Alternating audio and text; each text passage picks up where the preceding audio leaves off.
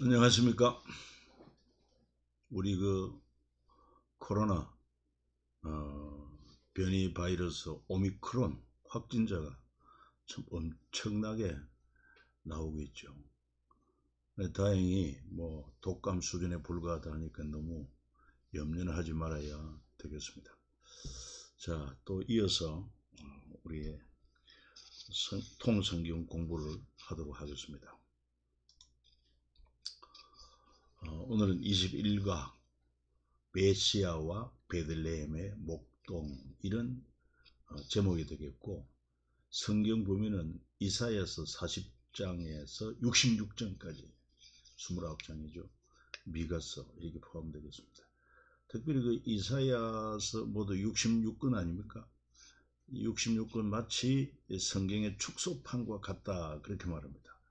무슨 말이냐면은 성경이 구약이 39권, 신약이 27권처럼 이사야도 1장에서 39장까지는 하나님의 책망과 심판, 이런 메시지가 나오고, 그리고 이제 신약에 해당되는 40장부터 66장까지 27장은 위로와 회복의 메시지로 이렇게 되어 있는 것을 알 수 있습니다. 그래서 이사야 선지자나 미가 선지자가 같은 시대에 활동을 했다고 하지 않습니까? 그래서 이사야 선지자를 통한 미래 이야기를 우리가 들을 수 있고, 또 아울러서 그 미래 이야기의 핵심이 바로 메시아란 말이 기름 부음 받은 자, 우리 헬라어로 그리스도라는 말과 같은 것입니다. 그리고 이제 미가 선지자를 통한 두 도시, 그때 북이스라엘에 멸망하기 직전이면, 그러니 굉장히 아주 죄악이 극도에 이르렀던 그때에 북쪽 이스라엘 수도 사마리아, 그리고 남쪽 유다의 수도 예루살렘, 그 두 도시 죄악 이야기를 하고 있고, 그러면서 아울러 미가 선지자를 통해서 또 아울러 미래의 희망, 베들레헴에서 한 목자가, 신실한 목자가 탄생한다. 바로 메시아 그리스도가 오실 것이다 하는 소망의 이야기로 되어 있습니다. 역시 시간, 공간, 인물 참조하시고, 당연히 주요 공간은 예루살렘, 남유다 수도 예루살렘과 북이스라엘 수도 사마리아.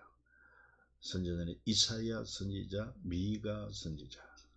미가란 말은 하나님과 같은 자 누군가, 이사야는 하나님이 또 심판하신다, 이런 의미를 가지고 있습니다. 자, 성경은 예수 그리스도에 대한 하나의 이야기다. 그 하나의 이야기 바로 그리스도의 십자가 이야기다, 이렇게 볼 수가 있습니다. 그래서 그 성경 모든 책마다 주인공이 있는 것처럼 성경의 주인공이 누굽니까? 바로 예수 그리스도이신 것입니다. 그래서 누가복음 24장 27절에 주님이 친히 말씀하시기를, 이에 모세와 모든 선지자의 글로 시작하여 모든 성경에 쓴 바 자기에 관한 것을 자세히 설명하시니라. 그러니까 모든 성경에 쓴 바 자기에 관한 것, 그러니까 구약은 오실 메시아에 대한 약속이 구약 올드 테스트먼트 옛 약속이라는 말이 되겠고, 신약은 약속대로 오신 구원자. 그래서 성경은 오실 메시아와 약속대로 오신 메시아의 이야기다, 그리스도에 대한 이야기다. 그럼 그리스도가 오셔서 하신 가장 중요한 일이 무엇인가?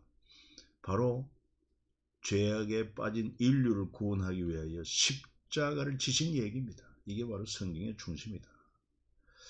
자, 그러면서 우리는 지금 이제 이사야서 또 미가서 이 선지자들의 메시지를 살펴보는데, 그 선지자들은 과거 이야기를 담은 당시 현실 이야기. 그러니까 과거에 어떠한 그 이유로 인하여 오늘 이런 현실이 도래하게 되었다.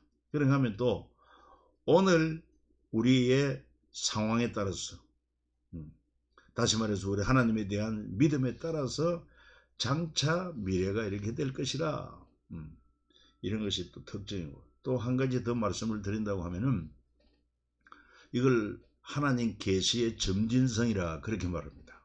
그러니까 이 구약에서부터 신약까지 하나님의 그 구원의 메시지인데, 이것을 미리 그 때가 오기 전에 하나님은 선지자들을 통해서 미리 예고하십니다. 예언하십니다.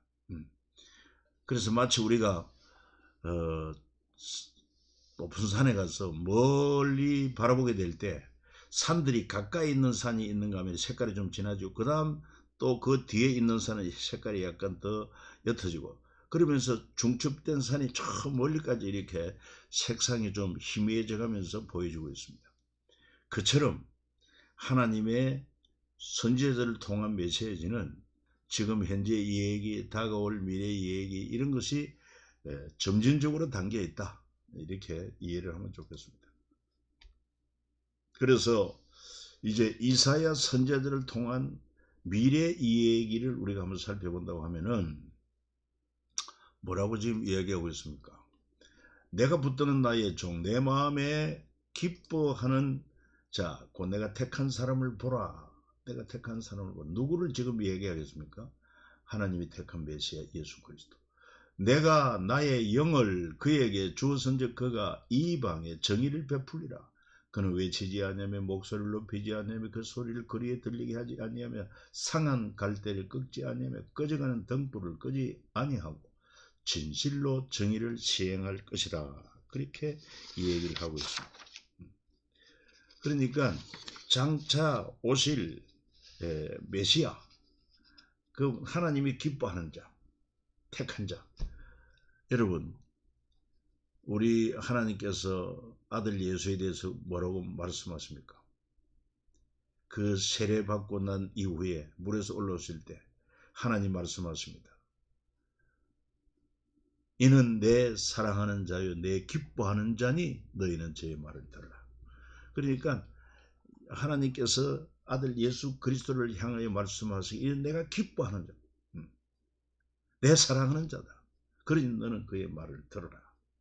오늘 우리도 참 주님을 본받아 삶으로 말미암아 하나님이 참 사랑하고 하나님이 기뻐하는 그런 삶을 우리가 살아야 되지 않겠습니까? 그러기 위해서 하나님께서 그리스도에게 영을 부어 주셨고 이방에 정의를 베풀고 상한 갈대 꺾지 않고 꺼져가는 등불을 끄지 않고 정의를 시행하실 메시아가 오신다.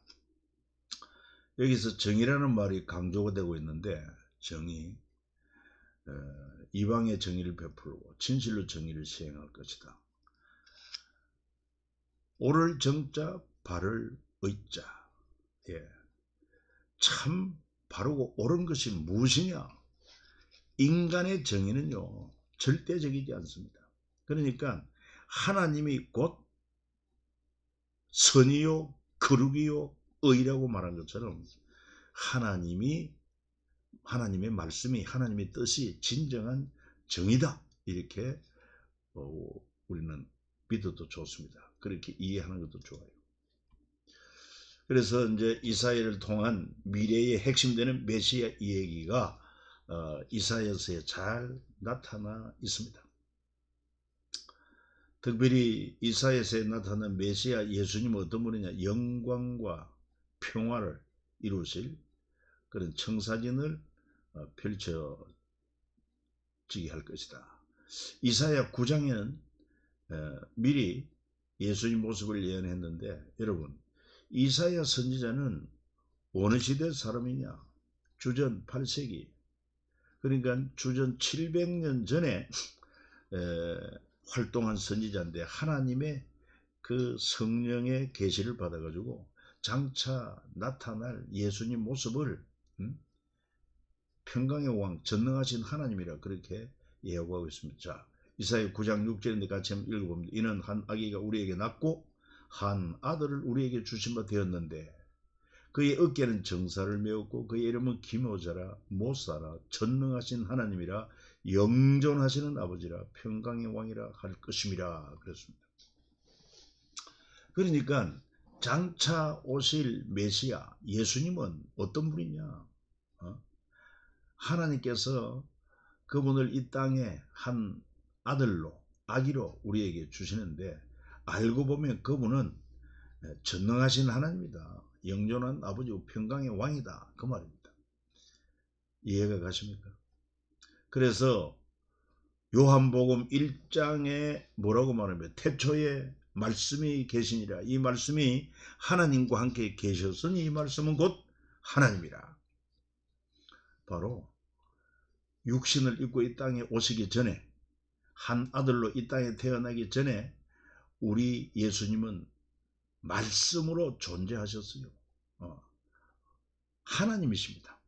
성부, 성자, 성령, 삼위 하나님 중에 2위 성자 하나님이시다. 그래서 그분은 참으로 평강의 왕으로 우리에게 오실 것인데 이를 위하여 이사야 선지자는 53장에서 예수님의 고난을 이렇게 예고하고 있습니다. 그가 찔림은 우리의 허물 때문이요 그가 상함은 우리의 죄악 때문이라. 그가 징계를 받음으로 우리는 평화를 누리고 그가 채찍에 맞음으로 우리는 나음을 받았도다. 이사야 53장 5절에 나옵니다. 이처럼 장차 오실 메시아 사람의 아들로 태어나는데 알고 보면 그분은 바로 하나님이시다. 그런데 그분이 정말 우리를 구원하시기 위하여 십자가 고난을 받을 것이다. 우리 때문에 찔렸고 상하시고 징계를 받고 채찍에 맞으셨다. 이 말씀을 여러분 잘 기억하면 좋습니다. 그래서 이사야 53장을 메시아의 고난장이라 그렇게도 얘기를 하고 있습니다. 자, 그런데 이처럼 메시아란 말이 구약의 이 히브리어입니다. 히브리어로 이것을 번역하면 뜻이 뭐냐 기름 부음 받은 자입니다. 그래서 메시아를 헬라어로 바꾸면은 크리스토스, 즉 우리 한글로 그리스도라 이렇게 번역이 되는 것입니다.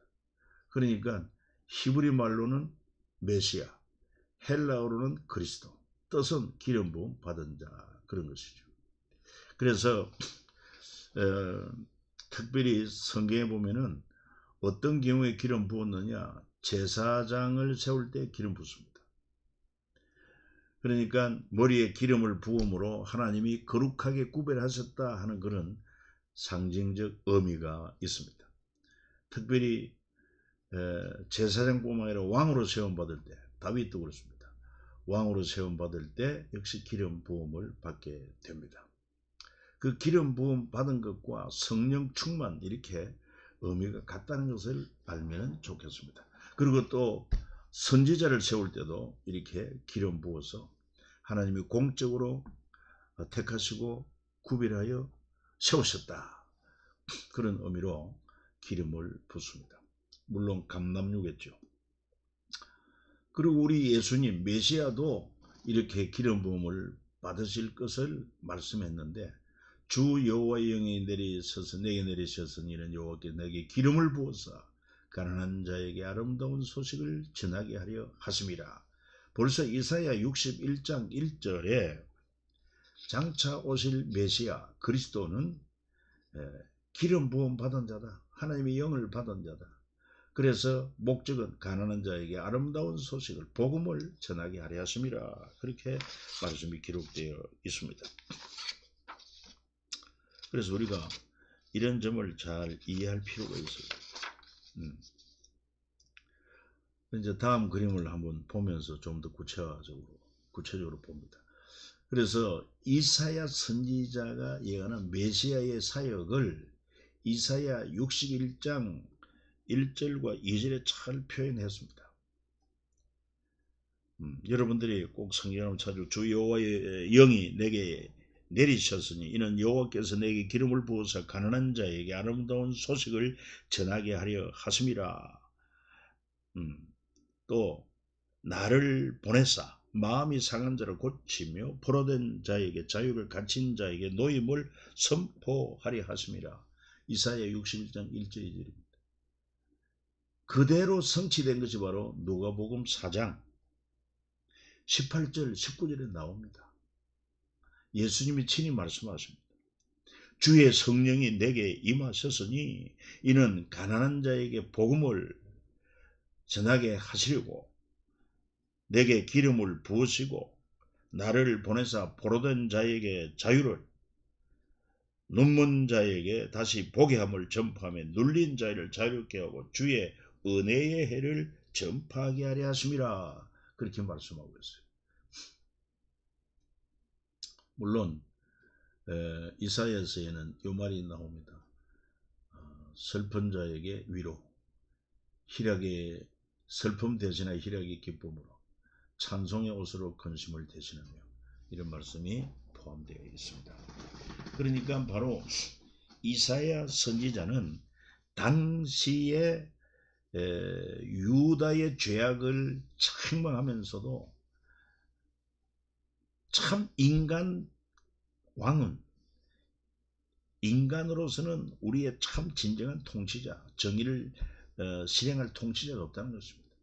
오직 하나님의 아들, 하나님이 기름 부으신 메시아가 와야 참된 정의를 이루고 이런 역사를 이룰 수 있는 분이다. 그래서 그렇게 예언한 그대로 약 700년 후에 예수님이 오셔서 바로 이사야 61장 이 말씀을 읽고는 이 말씀이 오늘 너에게 응하였다. 예수 그리스도를 통해서 이루어졌다. 그렇게 말씀하신 것입니다. 그러고는 이제 넘어가기 전에 먼저 조금 더 생각해 볼 것은, 구약의 왕으로 세울 때, 제사장 세울 때, 선지자 세울 때는 사람이 기름을 붓습니다. 주로 이제 제사장이 그 일을 하죠. 그런데 예수님은 어느 제사장에게 기름 부음 받습니까? 우리 예수님은 바로 하나님이 친히 기름 부으셨다. 그래서 주의 성령이 내게 임하셨으니, 그러니까 주의 성령이 내게 임하셨으니, 이 성령 임한 것을 기름 부으심으로 이렇게 표현하고 있습니다. 성령 충만인 것입니다. 오늘 우리도 성령 충만함을 받으라고 성경이 말하고 그 성령 충만함을 받아야 하며, 아울러 주님이 하신 이런 사역, 복음을, 가난한 자의 복음 전하고 마음 상한 병든 자를 고치고 포로된 자 자유, 갇힌 자에게 노임을, 위로를, 또 슬픔을 달래고 근심을 없이 하는 이런 좀 성령 충만한 자로서의 사명을 감당할 필요가 있다. 자, 이제 미가입니다. 미가, 하나님과 같은 자 누군가 하는 이름을 가진 미가 선지자는 두 도시를 동시에 비판했어요. 북쪽 이스라엘 수도 사마리아와 남유다의 수도 예루살렘. 특별히 지도자들, 그리고 거짓 예언자들, 또 재판관들, 다 하나님이 시대적인 목자로 세웠더니만 그 역할을 감당하지 못하고 오히려 그 기득권을 가지고 정의를 행하지 아니하고 불의를 행하며 악을 행하는, 압제하는 이런 일들을 서슴지 않았습니다. 그래서 미가서 1장 5절에 이른다 야곱의 허물로 말미암음이요 이스라엘 족속의 죄로 말미암음이라. 야곱의 허물이 무엇이냐? 사마리아가 아니냐? 유다의 산당이 무엇이냐? 예루살렘이 아니냐? 이 두 도시의 죄악을 책망하고 있습니다. 예루살렘, 사마리아 성에는 참조하면 되겠습니다.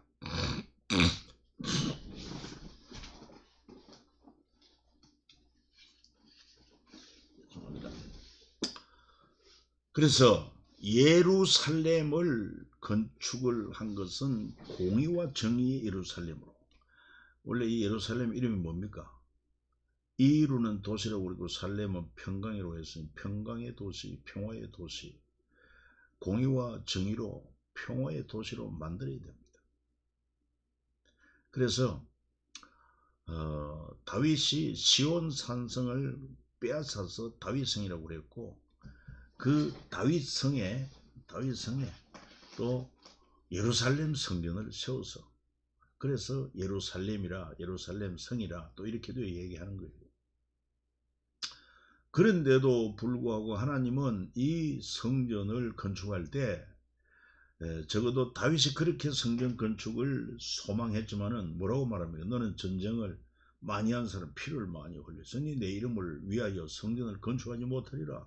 하나님의 이름에 합당한 성전 건축에는 네가 합당치 않다. 왜? 군인으로서 많은 피를 흘리기 때문에. 성전은 거룩하고 그리해야 합니다. 그런데도 불구하고 이 남쪽 유다의 예루살렘, 이 공의와 정의를 행해야 할 이 예루살렘, 평화를 구축해야 될 예루살렘을 어떻게 합니까? 시온을 피로, 이 시온산이나 또 원래 이 시온 산성이 다윗성으로 바꾸고 예루살렘 또 성전을 지어서 예루살렘이라고 말하는데 같은 지역입니다. 시온을 피로 예루살렘을 죄악으로 건축하는도다.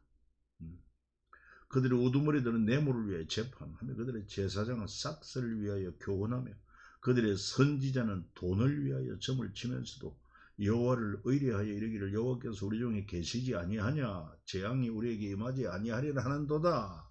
미가 선지자가 그렇게 통렬하게 책망을 하고 있는 메시지를 들을 수 있습니다.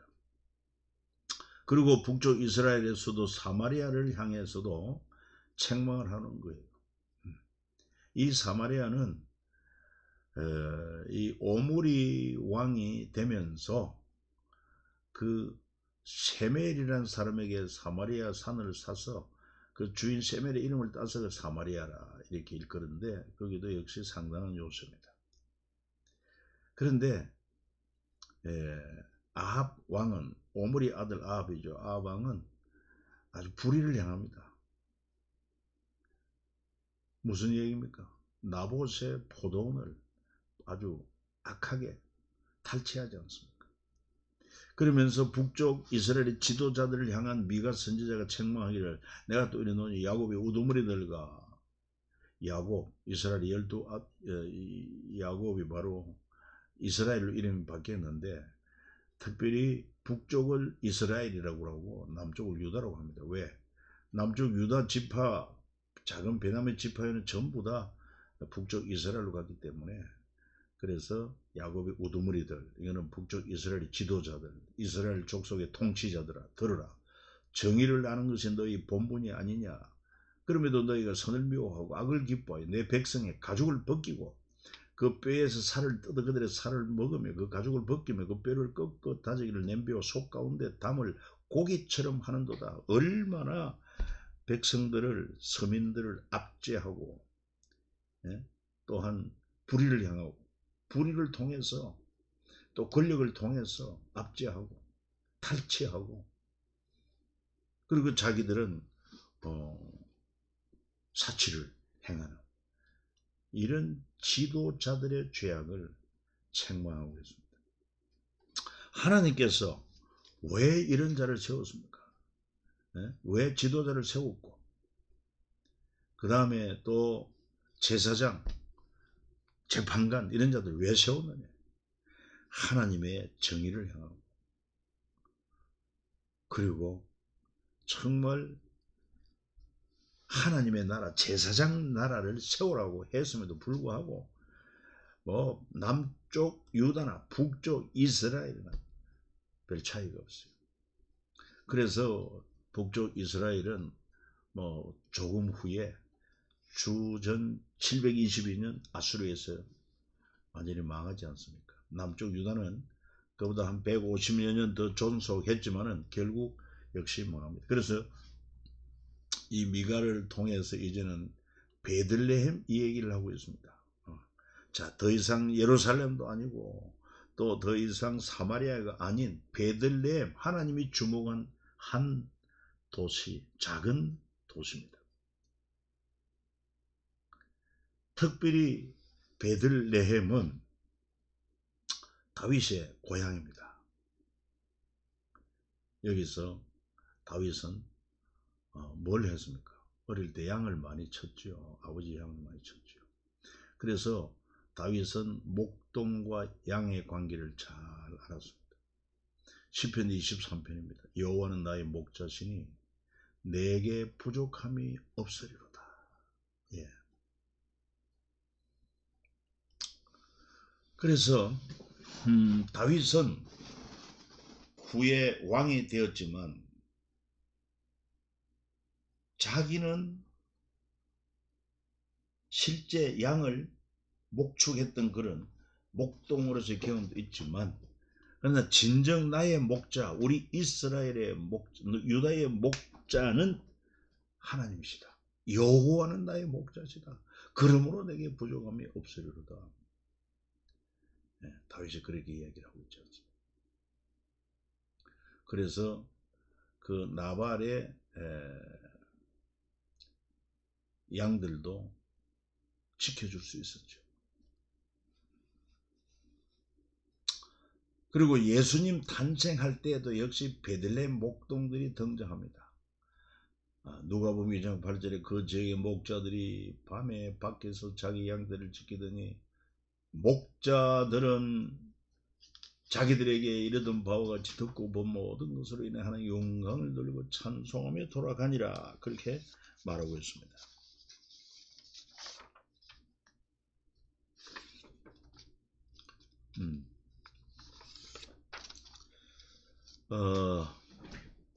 특별히 이제 양털을 깎는다 할 때 이건 좀 큰 행사인데, 참고로 양들은 자연적인 털갈이는 못합니다.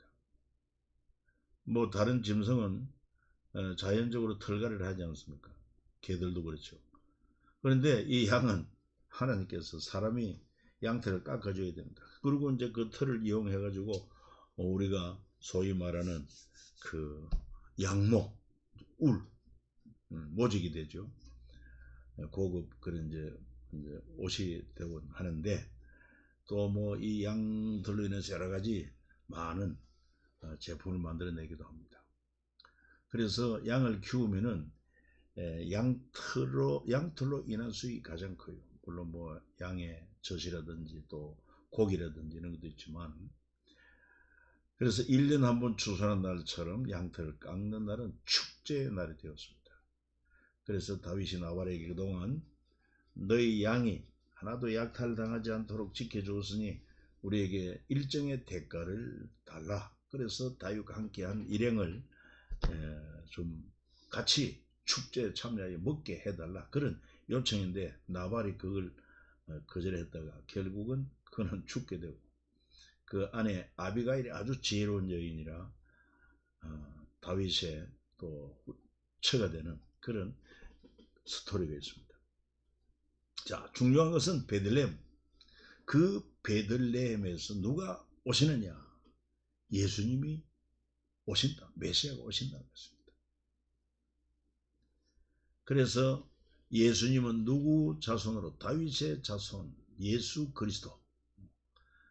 그러니까 원래 제사장이라고 하면은 레위 지파인데, 이제 더 이상 뭐 율법도 예수 그리스도 통해서 완성이 되고, 그 다음에 제사장도 더 이상 레위 지파 고아 자손이 아닌 하나님이 세운 자 예수 그리스도를 통해서 더 이상 성전 제사가 아닌, 그것도 짐승으로 제사하는 피의 제사가 아니라 참 성전 대신 예수 그리스도께서 또 참 제물 대신 양이 아니라, 짐승 양이 아니라 정말 하나님 보내신 어린 양으로, 세상 죄를 지고 가는 어린 양으로 예수님이 오셔서 자기 살을 찢고 피 흘려 주심으로 우리 죄를 완전하게 대속해 주시고 하늘 성소로 가신 분입니다. 그래서 하나님은 다윗을 통해 하나님의 공의와 통치가 이루어지는 예루살렘을 꿈꾸셨는데, 다윗이 통치를 참고로 말한다면 권력의 공공성, 12지파 모두를 위한 도시로 국민 통합을 이루는 새 수도 예루살렘을 세우기를 원하셨고, 권력의 목적성은 제사장 나라 정치, 이거는 예루살렘과 언약궤의 기반 위에 이루어지는 제사장 나라.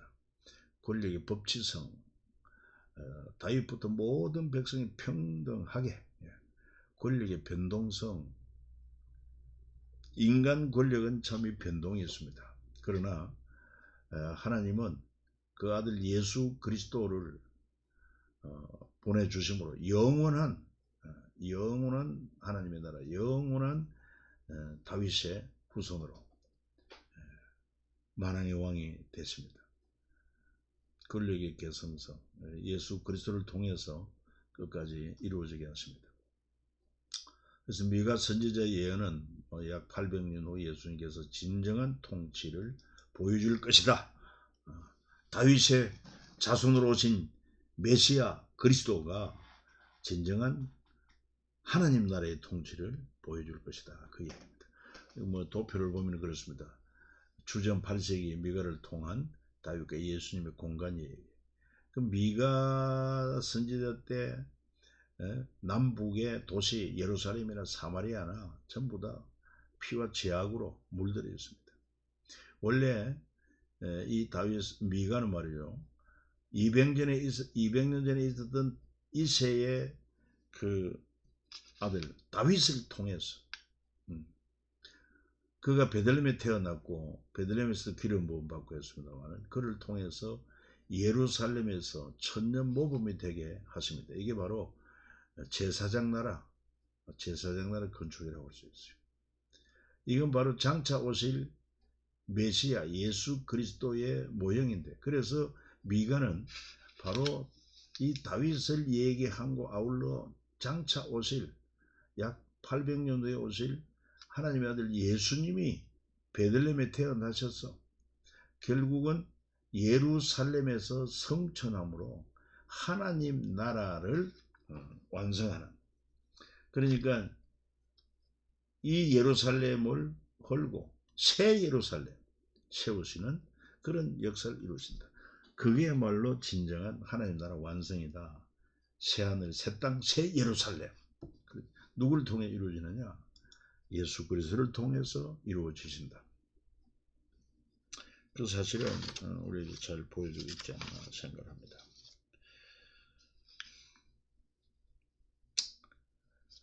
특별히 우리가 요 한 가지 더 살펴야 될 것은, 이 미가를 통해서 베들레헴 얘기를 하면서 특별히 바로 메시아, 참 하나님의 공의와 정의를 행할 그 메시아가 베들레헴에서 태어날 것이다. 그 예언을, 그게 바로 미가서 5장 2절입니다. 미가서 5장 2절. 지금 이제 요 앞에 걸 우리가 이제 좀 보았는데, 참고로 미가서 5장 2절을 여러분도 한번 꼭 찾아보십시오. 베들레헴 에브라다야. 이 베들레헴 에브라다라고 하는 것은 뭐 같은 지명을 통칭하기도 합니다. 너는 유다 족속 중에 작을지라도 이스라엘을 다스릴 자가 네게서 내게로 나올 것이라. 그의 근본은 상고의 영혼에 있느니라. 이렇게 말하고 있습니다. 그러니까 이 베들레헴에서 이스라엘을 다스릴 자가 나올 것이라. 누굽니까? 바로 예수 그리스도를 의미하고 있습니다. 그런데 그의 근본은 상고, 아주 옛적 영혼에 있다. 이 참 무슨 말인지 이해가 됩니까? 실제적으로 예수님이 어디에 태어납니까? 베들레헴에 태어납니다. 원래 예수님의 그 자란 곳은 나사렛 아닙니까? 나사렛 살다가 그곳에서 예수님의 부모가 나사렛에 살았고, 그리고 요셉이 마리아와 정혼한 상태에 있을 때, 그때 누가복음 2장에 보면은 어떤 사건이 일어납니까? 가이사 아구스도, 그 당시 로마 황제 가이사 아구스도가, 이게 이제 가이사르 아우구스투스 이렇게 됩니다. 원어는. 이제 그가 영을 내려서 천하는 다 호적하라. 그래가지고 요셉도 다윗의 집 족속인고로, 유다 지파 다윗 집 족속인고로 바로 그 고향, 다윗의 고향 베들레헴으로 호적하러 정원한 마리아와 함께 올라갔지만 그곳에서 여러분 잠잘 곳이 없었어요. 그래서 마구간에서 아이를 출산하지 않습니까? 그 말 구유가 바로 밥통인데, 이 예루살렘이라는 이름의 뜻이 뭡니까? 떡집이라는 것입니다. 떡집. 진정한 생명의 떡 대신 그 예수 그리스도가 오신 곳이다. 그런데 그의 근본은 상고의 영혼에 있다고 하신 말씀이 뭡니까? 아기 예수로 오셨지만은, 사람의 눈으로 볼 때는 아기 예수로 오셨지만은 그의 근본은 옛적부터 영혼부터 있었다는 겁니다. 그래서 아까 우리가 이사야 9장 6절 말씀도 보았지 않습니까? 이는 한 아이가 우리에게 왔고 한 아들을 우리에게 주신 바 되었는데 그 어깨에는 정사를 메웠고 그 이름은 기묘자라 모사라 전능하신 하나님이라 영존하시는 아버지라 평강의 왕이라 할 것이다. 이사야 9장 6절에 이사야 똑같이 예언을 했습니다. 미가는 그가 바로 베들레헴에 태어날 것인데 그의 근본은 상고에 영원하다고 그랬고, 동시대에 활동했던 이사야 선지자는 이사야 9장 6절에서 그 한 아들로 우리에게 주신 바 되었는데 그는 누구냐? 전능하신 하나님, 영존하시는 아버지, 평강의 왕이다. 이게 얘기를 하고 있습니다. 그래서 여러분, 신약에 와서 요한복음 1장 1절에서 사도 요한은 뭐라고 말합니까? 태초에 말씀이 계시니라. 이 말씀이 하나님과 함께 계셨으니 이 말씀은 곧 하나님이라. 그 말씀이 육신이 되어 이 땅에 오신 분이 누굽니까? 바로 메시아 예수 그리스도. 이렇게 이제 연결이 되는 거죠. 그러니까 이사야 선지자나 또 미가 선지자나 당시 상황으로 볼 때 지도자들, 제사장들, 선지자들, 재판관들 온전한 정의를 행하는 적 없어요. 그래서 마침내 하나님의 정의와 공의를 행할 자, 참 진정한 평화를 주실 자, 메시아 예수 그리스도를 보내주실 것이다 하는 것을 알 수가 있습니다. 그렇습니다. 그래서 800년 후, 미가가 예언한 후 800년 후 사마리아를 향한 예수님의 사랑. 그러니까 미가와 이사야 선지자가 같은 시대지만 미가가 조금 일찍 짧게 예언을 하고 이사야는 조금 후에 등장해서 올해 많은 예언서를 기록합니다. 예언의 분량이 많죠. 그래서 대선지서, 소선지서 할 때 그거는 사람이 선지자가 크고 작고가 아니라 그 선지자가 하나님께 받아 말씀한 예언의 분량이 많으면은 대선지서, 적으면 소선지서 이렇게 구별된다 이해하면 되었습니다. 그래서 미가가 그 800년 후에 바로 베들레헴에서 한 목자가 태어날 것이다.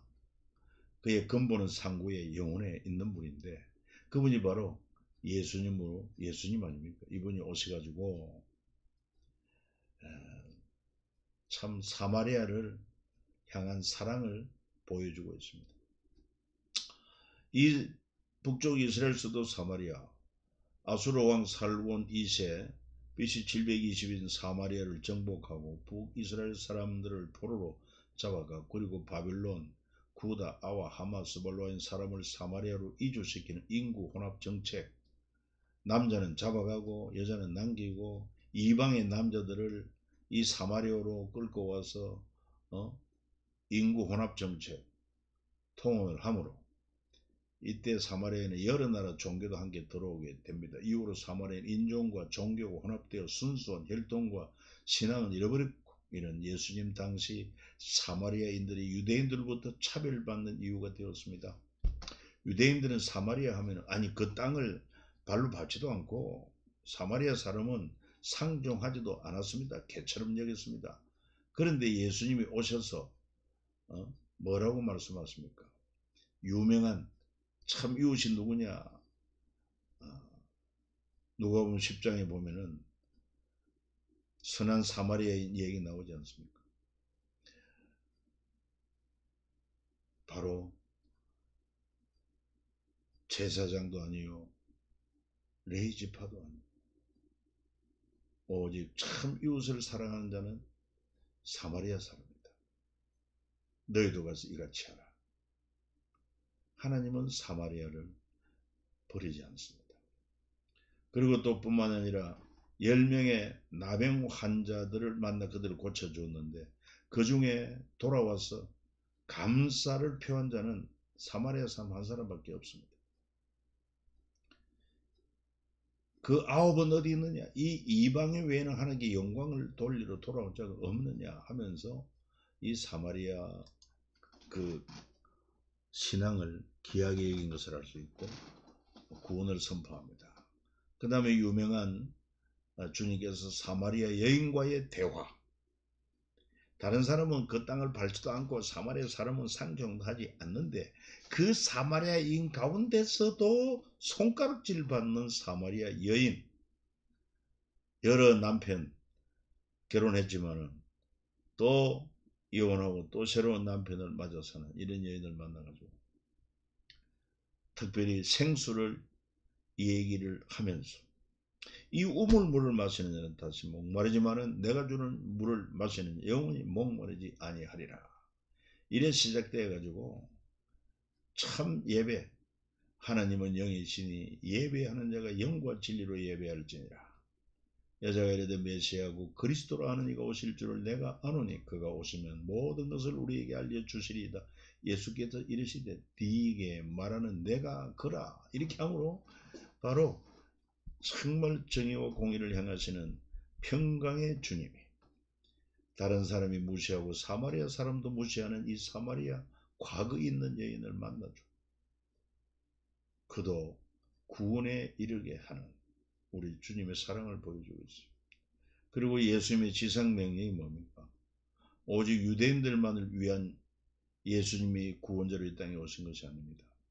오직 성령이 너에게 임하시면 너희가 권능을 받고 예루살렘과 온 유대와 사마리아와 땅 끝까지 이르러 내 증인이 되리라 하시니라. 이게 바로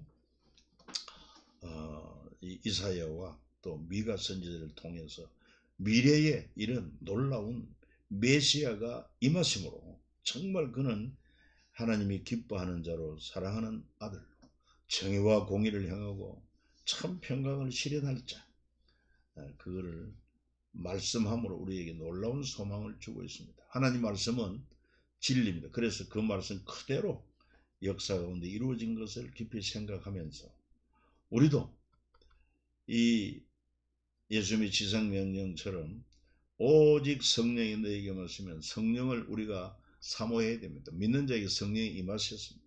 그리고 성령 충만함을 구하고 그래서 그 권능을 힘입어서 바로 하나님의 나라 의를 이루는데 이 복음을 전가하는 일을 우리가 힘써야 되겠다 하는 메시지입니다.